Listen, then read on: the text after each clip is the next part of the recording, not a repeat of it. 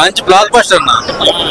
Recent టైంలో little heart cinema తర్వాత ఆ రేంజ్ లో టెన్షన్ మీద ఉందండి. ఇది రాజేష్ రాంబయ్య.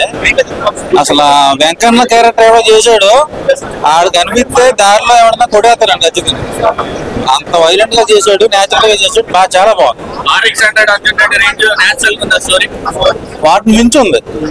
అసలు నేను ఎక్స్పెక్ట్ చేయాల ఏముంటదిలో బొక్క అనుకుని వచ్చాను, కానీ అసలు నన్నే బొక్కబోర పడుకోబెట్టారు. ఆ రేంజ్ లో వచ్చింది.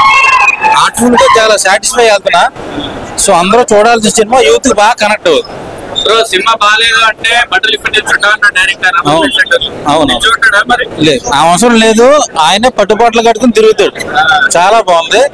నాకు తెలిసి నుంచి రేపు హీరో హీరోయిన్ గా డైరెక్టర్ గానీ బెంచ్ కార్ లో తిరుగుతాడు. వాళ్ళ రేంజే మారిపోయింది. రేపు సెకండ్ షోకి టికెట్లు దొరికితే దొరకకూడదు ఎవరికి కూడా.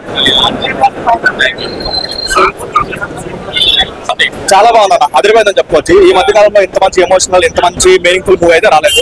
రీస్టోర్ అని చెప్తే లాస్ట్ లో అయితే కలర్ నీరు వస్తాను క్లైమాక్స్ పెట్టుకున్నారు. కాకపోతే ఏంటంటే మొత్తం ఒక మంచి ఓల్డ్ సాంగ్స్ తో మధ్యలో ఒక ఈ సాంగ్స్ కానీ బిట్ సాంగ్స్ అయినా, లేదంటే మంచి కామెడీ అయినా, లేదంటే మంచి డైలాగ్స్ అన్ని బాగా వర్కౌట్ అయ్యాయి. ఇంత మంచి అంటే మేము పెట్టిన 100 రూపీస్కి అయితే 100% న్యాయం చేశారు.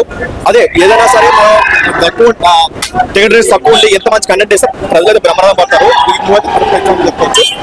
అందరూ వచ్చి థియేటర్లో 2 గంటలు మంచిగా ఎంజాయ్ చేయొచ్చు. చాలా బాగుంది.